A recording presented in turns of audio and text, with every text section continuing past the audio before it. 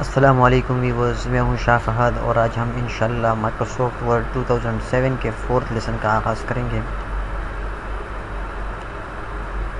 चलिए सबसे पहले हम विंडो प्लस आर की बटन की मदद से विंडो रन की जो है बॉक्स है, डायलॉग बॉक्स, इसे ओपन करते हैं। उसके बाद हम यहाँ पर विनवर्ड टाइप करते हैं और टाइप करने के बाद इंटर प्रेस करते हैं। जैसे ही हमने इंटर प्रेस किया हमारे पास माइक्रोसॉफ्ट वर्ड 2007 ओपन हो गया। व्यूअर्स, अपने पिछले वीडियोस में हम माइक्रोसॉफ्ट वर्ड के फ़ॉन्ट और माइक्रोसॉफ्ट वर्ड को फ़ॉन्ट कैटेगरी तक डिस्कस कर चुके हैं।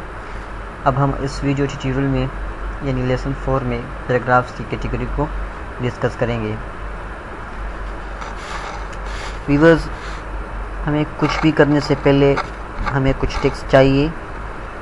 टेक्स्ट हम टाइप करेंगे तो उसमें लाजमी बात है कि उसमें वक्त ज़ाया होगा, तो इसलिए हम फार्मूला अप्लाई करते हैं। यहाँ पर equal to range bracket open और यहाँ पर हम 2 पैराग्राफ टाइप करते हैं और bracket close and then enter press. जैसे ही हमने इंटर प्रेस किया हमारे पास माइक्रोसॉफ्ट वर्ड 2007 ने हमें 2 पैराग्राफ्स जनरेट करके दे दिए। अब सबसे पहले जो हम डिस्कस करेंगे वो इन 4 अलाइन को left align, right align, centre and justify. Viewers, आप देख सकते हैं कि ये टेक्स्ट यहाँ से तो स्टार्ट हुआ है, यानी हर एक लाइन जो है वो यहाँ से स्टार्ट हुआ है, लेकिन आप देख सकते हैं कि यहाँ पर जो है एंड, इन तीनों लाइनों की जो एंड है वो अपनी अपनी जगह पर नहीं हुई है, यानी कोई आगे कोई पीछे, इस तरह से इसकी जो एंडिंग है वो इसी तरह हुई है। और व्यूअर्स, अलाइनमेंट होती भी इसीलिए है। ये बाय डिफ़ॉल्ट जो होता है वो अलाइन जो है वो लेफ़्ट की तरफ होता है, तो आप देख सकते हैं कि ये अलाइन लेफ़्ट की तरफ हुआ है, यानी लाइन जो है वो लेफ़्ट की तरफ जो लाइन है वो बिल्कुल एक जगह जहाँ से फर्स्ट लाइन स्टार्ट हुई है सेकंड भी वहीं से और थर्ड भी इस तरह, फोर्थ भी वहीं से। लेकिन अगर आप राइट की तरफ देखें तो ये जो है बिल्कुल इसी तरह नहीं है। जो फर्स्ट लाइन है वो एक जगह पर ख़त्म हो गया है, सेकंड दूसरी जगह पर और थर्ड तीसरी जगह पर। अगर हम इसे सेंटर में अलाइनमेंट करें तो आप देख सकते हैं कि ये सेंटर में अलाइन हो गया। सेम इसी तरह हम इसे अगर राइट में अलाइन देना चाहते हैं तो राइट पर क्लिक करेंगे। ये देखिए यहाँ से ये अलाइन हो गया, लेकिन यहाँ से नहीं हुआ है क्योंकि हमने राइट को तो इसकी अलाइनमेंट की। अब अगर हम जस्टिफाई करते हैं तो जस्टिफाई में ये फ़ायदा होता है कि टेक्स्ट दोनों तरफ से जो है वो अलाइन हो जाती है। यानी आप देख सकते हैं कि यहाँ से भी ये जस्टिफाई हो गया, यानी यहाँ से भी लाइन स्टार्ट हुई है एक ही जगह से और यहाँ से भी एक ही जगह पर जो है यहाँ पर एंड हुई है। तो व्यूअर्स, सबसे जो मोस्ट यूज़र जो है वो इसी को यूज़ करते हैं, यानी जस्टिफाई को। इसके बाद हम डिस्कस करेंगे लाइन स्पेसिंग।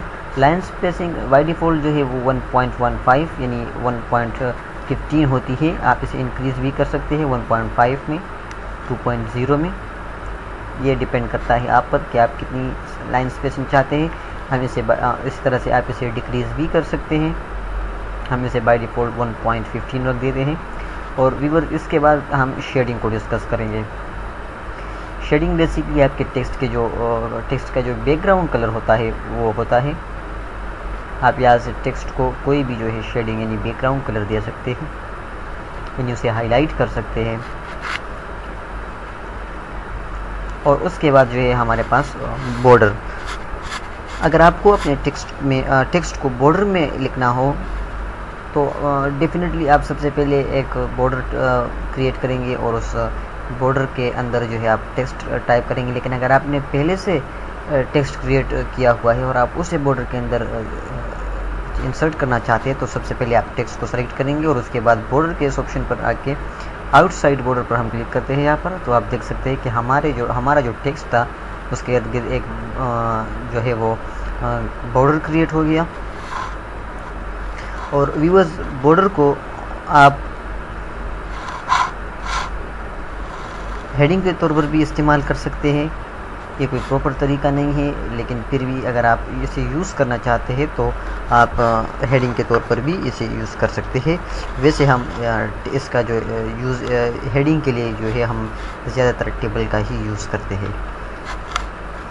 इसी तरह आप इसको हेडिंग के तौर पर भी इस्तेमाल कर सकते हैं।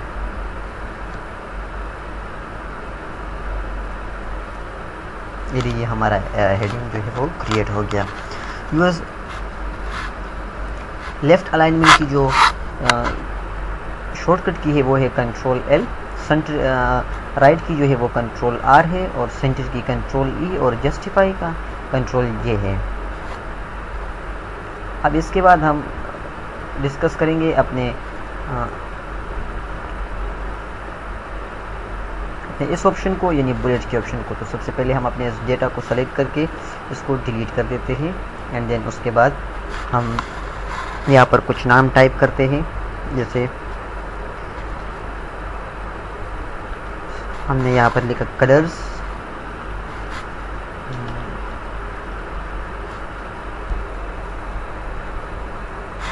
एंड देन हमने यहाँ पर टाइप किया ब्राउज़र्स। व्यूअर्स, ये तो हमने सिर्फ 2 नाम जो है वो टाइप किए। इस तरह से अगर आपके पास बहुत सारे नाम भी हो तो आप उसे पहले सेलेक्ट करेंगे एंड देन बुलेट्स पर क्लिक करेंगे, तो आप देखिए कि इस पर जो है वो बुलेट्स अप्लाई होंगे। सेम इसी तरह आप इसको नंबर में भी चेंज कर सकते हैं, नंबरिंग भी दे सकते हैं। आप यहाँ से भी यहाँ से ABC, रोमन, जो आपको पसंद हो वो स्टाइल आप दे सकते हैं। सेम इसी तरह आप जो है वो बुलेट्स में भी जो है स्टाइल्स, मुख्तलिफ स्टाइल्स जो है वो अप्लाई कर सकते हैं इस पर। उसके बाद जो हमारे पास ऑप्शन है वो मल्टी लेवल लिस्ट का ऑप्शन है। तो व्यूअर्स, मल्टी लेवल लिस्ट को बेहतर तरीके से समझाने के लिए मैं सबसे पहले आपको इंडेंट के बारे में बताना चाहूँगा। व्यूअर्स, इंडेंट बेसिकली यूज़ होता है जब हम कैटेगरी बनाते हैं, और जब हम कैटेगरीज बनाते हैं और फिर उसमें जो है हर एक कैटेगरी की जो सब कैटेगरी बनाते हैं, तो उसके लिए हमें इंडेंट की बहुत ज़्यादा ज़रूरत पड़ती है। बस हमने यहाँ पर इंटर किया, कलर्स के बाद इंटर प्रेस किया, तो आप देख सकते हैं कि हमारे पास जो है वो एक बुलेट क्रिएट हो गया अगेन। लेकिन अगर हम यहाँ पर कलर्स टाइप करेंगे, जैसे रेड, अगेन इंटर प्रेस किया, ब्लू, ग्रीन, हमने ये 3 नाम टाइप किए। यानी जो हमारी जो कैटेगरी है वो सबसे फर्स्ट वाली जो है वो है कलर्स, एंड देन उसकी जो सब कैटेगरी है वो हमने 3 रखे हैं, रेड, ब्लू एंड ग्रीन। लेकिन व्यूअर्स, आप यहाँ देख रहे हैं कि ये सब कैटेगरी मालूम नहीं होती, क्योंकि ये इस पर भी तो बुलेट्स अप्लाई हुए, तो इसमें हमें कैसे पता चलेगा कि कैटेगरी कौन सी है और सब कैटेगरी कौन सी है। तो उसके लिए हम रेड, ग्रीन, ब्लू को जो है वो सिलेक्ट करते हैं, और देन इसके बाद हम इंक्रीज इंडेंट पर क्लिक करेंगे। जैसे ही हमने इंक्रीज इंडेंट पर क्लिक किया तो व्यूअर्स आप देख सकते हैं कि कलर्स की जो कैटेगरी थी उसमें फिर 3 सब कैटेगरीज हमारे पास क्रिएट हो गई। सेम इसी तरह हम ब्राउज़र्स के नीचे भी करेंगे, एक इंटरप्रेस करेंगे, और यहाँ पर हम इंक्रीज इंडेंट पर क्लिक करेंगे, तो हमारे पास सब कैटेगरी की जो है वो स्टार्ट हो गई। यहाँ पर हम टाइप करेंगे Google Chrome, Mozilla Firefox, then हमने इंटरप्रेस किया तो फिर सब कैटेगरी स्टार्ट हो गई। लेकिन हमने सिर्फ इन दोनों का नाम लिखना है, तो हम इस पर अगेन डिक्रीज इंडेंट पर क्लिक करेंगे, तो फिर से हमारे पास जो है वो कैटेगरी स्टार्ट हो गई। क्योंकि अब हम आगे कैटेगरी नहीं बनाना चाहते, ये सिर्फ आपको फॉर एग्जांपल के तौर पर समझाना था। व्यूअर्स, अब मैं आपको समझाऊंगा multi level list. Multi level list भी सब कैटेगरी और कैटेगरी के लिए ही यूज़ होता है, लेकिन उसमें जो स्टाइल्स होते हैं वो चेंज होते हैं। जैसे हम मल्टी लेवल लिस्ट पर क्लिक करते हैं, तो व्यूअर्स यहाँ पर हम ये वाला स्टाइल सेलेक्ट करके जब इस पर क्लिक करते हैं तो आप देख सकते हैं कि यहाँ पर जो हमारे पास फर्स्ट कैटेगरी है वो कलर है, फिर उनकी जो 3 सब कैटेगरीज हमने बनाई थी, यानी 1.1 रेड, 1.2 इसकी सेकंड सब कैटेगरी है, और 1.3 जो है वो इसकी थर्ड सब कैटेगरी है। इस तरह 2 जो कि ब्राउज़र्स का नाम दिया था हमने, और उसके बाद 2.1 ये भी 2 की जो सब कैटेगरी है, और 2.2 भी 2 की जो है सब कैटेगरी है। इस तरह आप इसे अगेन सेलेक्ट करके आप यहाँ से मल्टी लेवल लिस्ट से कोई और भी जो है वो सेलेक्ट कर सकते हैं, कोई और स्टाइल चेंज कर सकते हैं आप आसानी से। यहाँ पर देखिए इसे 1 जो है वो कैटेगरी नंबर 1 यानी कलर, उसमें ABC सब कैटेगरी 3 क्रिएट हो गई, और ब्राउज़र्स जो कि 2 नंबर है उसका, यानी दूसरी कैटेगरी है हमारे पास, उसके अंदर भी AB2 जो है वो सब कैटेगरीज क्रिएट हो गई। व्यूअर्स इसके बाद हमारे पास यहाँ पर ऑप्शन है सॉर्ट का। तो सॉर्ट को यूज़ करने के लिए सबसे पहले हम अपने टेक्स्ट को सेलेक्ट करके इसे डिलीट कर देते हैं। एंड देन यहाँ पर हम टाइप कर लेते हैं कुछ नाम, जाहिद, यासीन, दानिश, इमरान एंड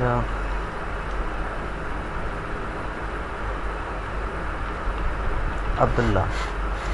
तो व्यूअर्स हमने इसे टाइप किए, यहाँ पर 5 नेम्स टाइप किए। सबसे पहले हम इसे सेलेक्ट कर लेते हैं। सेलेक्ट करने के बाद हम इसे नंबरिंग दे देते हैं। तो व्यूअर्स यहाँ पर आप देख रहे हैं कि सबसे फर्स्ट पर जो हमारे पास है वो जाहिद है, उसके बाद यासीन है, उसके बाद दानिश है, उसके बाद इमरान है, उसके बाद अब्दुल्ला है। व्यूअर्स आप ये सोचिए कि एक कंपनी है जिसमें कुछ एम्प्लॉयज़ काम करते हैं, लेकिन उसमें सीनियरिटी नहीं है, यानी कौन बड़ा है कौन छोटा है ये नहीं है। लेकिन वैसे ही उस कंपनी में जो है 100 एम्प्लॉयज़ काम करते हैं। तो फ़र्ज़ करें ये इस वक्त जो हम उस कंपनी में जो है हम ये जो है वो फॉर एग्ज़ाम्पल के तौर पर मैं आपको बता रहा हूँ कि एक कंपनी है जिसमें 5 एम्प्लॉयज़ काम करते हैं, लेकिन यहाँ पर जो है उन 5 एम्प्लॉयज़ के नाम हमने टाइप किए, जाहिद, यासीन, दानिश, इमरान, अब्दुल्ला। लेकिन आप इसे देख सकते हैं कि जाहिद जो Z से आता है वो सबसे फर्स्ट पर है, जबकि अब्दुल्ला A से आता है वो सबसे लास्ट पर है। तो व्यूअर्स इसी के लिए हम सॉर्ट का इस ऑप्शन का सॉर्ट के ऑप्शन का इस्तेमाल करते हैं।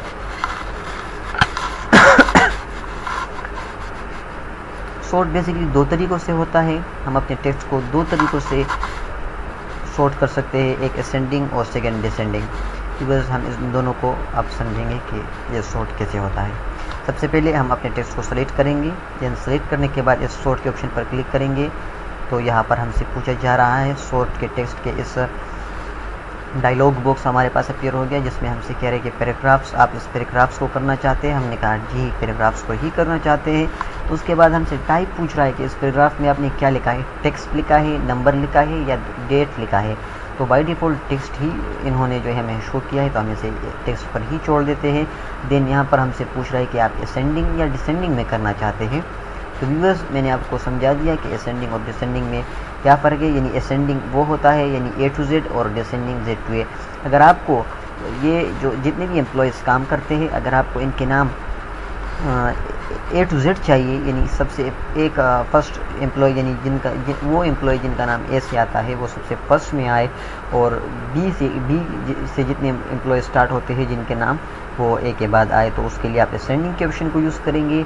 लेकिन अगर आप चाहते हैं कि Z से जितने नाम है जितने एम्प्लॉयज़ काम करते हैं हमारे पास और उनका नाम Z से स्टार्ट होता है, तो उसके लिए आप और जिनका नाम Z से स्टार्ट होता है और आप उसे फर्स्ट पर लाना चाहते हैं, और उसके बाद Y पर वो एम्प्लॉय जिनके नाम के स्टार्ट में जो है Y आता है और उसे आप दूसरे नंबर पर लाना चाहते हैं, तो उसके लिए हम डिसेंडिंग का ऑप्शन का इस्तेमाल करते हैं। सबसे पहले हम असेंडिंग को ही यूज़ करेंगे कि असेंडिंग किस तरह होता है। हमने यहाँ पर असेंडिंग पर चेक लगाया एंड देन उसके बाद ओके किया। जैसे ही हम ओके करेंगे, आप इस टेक्स्ट को देखिए कि यहाँ पर क्या होता है। जैसे हमने ओके